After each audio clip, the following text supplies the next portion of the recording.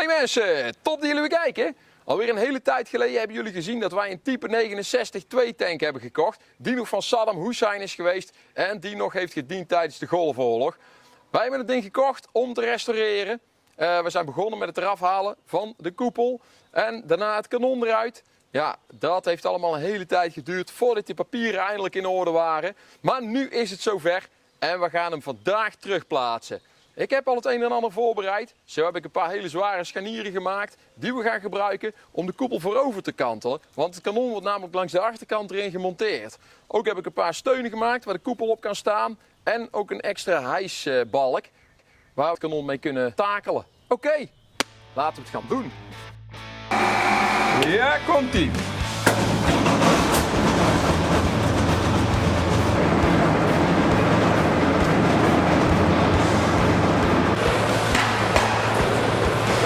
Oh, dat komt al. Ja hoor. Dan moeten we misschien hier wel in de lengte dadelijk leggen, Thomas.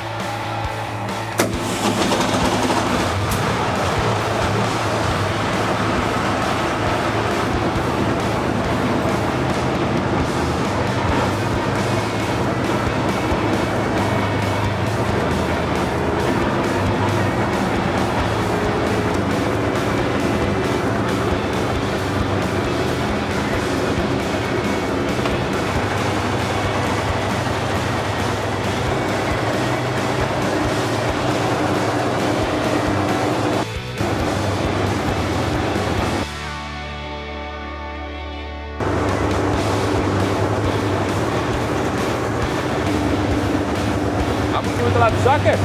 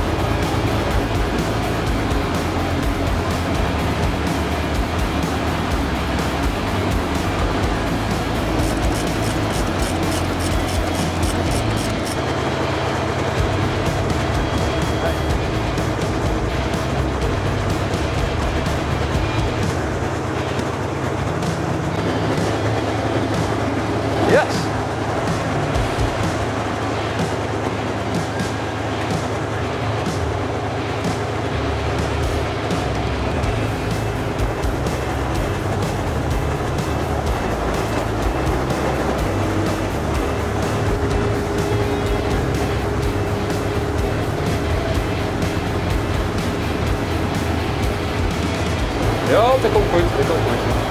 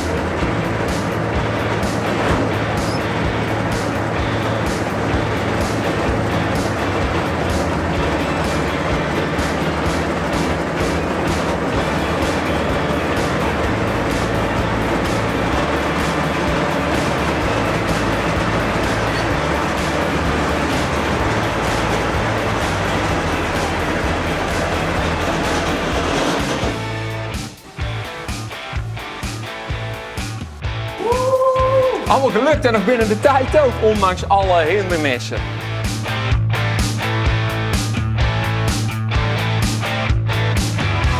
Nou mensen, dat is weer een heel ander zicht hè. Het is opeens weer een echte tank. Maar hij is nog niet helemaal klaar natuurlijk. We moeten nog best wel wat dingetjes monteren en zo. Daar gaan we binnenkort mee verder. Ja, het leek allemaal dat het er inhijsen van een kanon een fluitje van een cent was. Maar er waren toch nog wel wat probleempjes. Wil jij dat nou zien? Dan moet je even ons andere YouTube kanaal checken. De Werkplaatsvlog. Hey mensen, bedankt voor het kijken naar deze video. En tot de volgende.